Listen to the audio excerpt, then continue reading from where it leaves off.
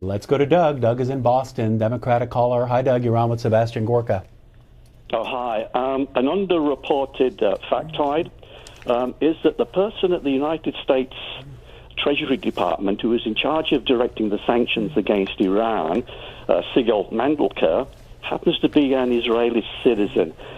Maybe that's you don't find that problematic, but given the recent article in the New York Times by Ronan Bergman documenting how the Israelis try to drag the United States into conflict with Iran, I kind of think this is germane to the conversation.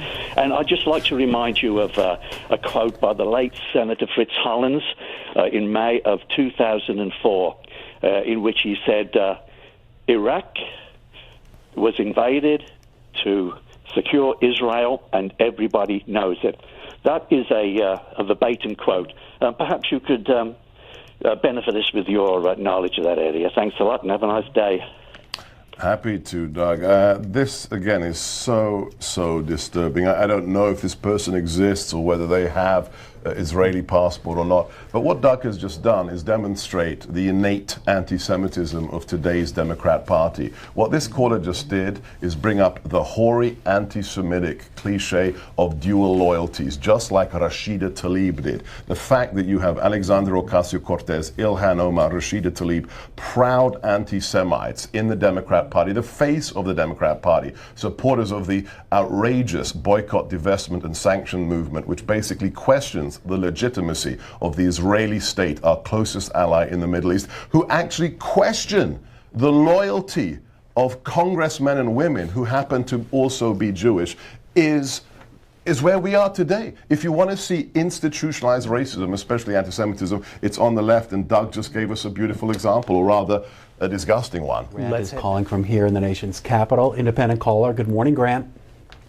Good morning. Hey, I didn't want to talk about this, but I agree with the previous caller that it's okay to question the Office of Terrorism and Financial Intelligence, which AIPAC lobbied to set up, and its sort of string of hardcore pro-Israel leaders from Stuart Levy to David Cohen to Adam Zubin to Sigal Mandelker, who all seem to do most of their analysis and public events at the Washington Institute for Near East Policy, which is AIPAC's think tank. So I think it's entirely legitimate. You don't need to be smeared as an anti-Semite to say, hey, you know, these people are working at the Treasury. There are a lot of Treasury positions that don't allow dual citizens to work in certain areas, and that includes the Federal Reserve System. But anyway, my real question was this.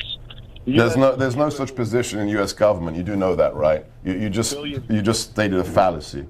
To Jeremy Sharp's latest report, and they talk about the qualitative military edge that the U.S. is supposed to maintain for Israel, but they never seem to mention that Israel has nuclear weapons, and the CIA said that publicly in 1974. The DOD released a report about that, the nuclear infrastructure over there.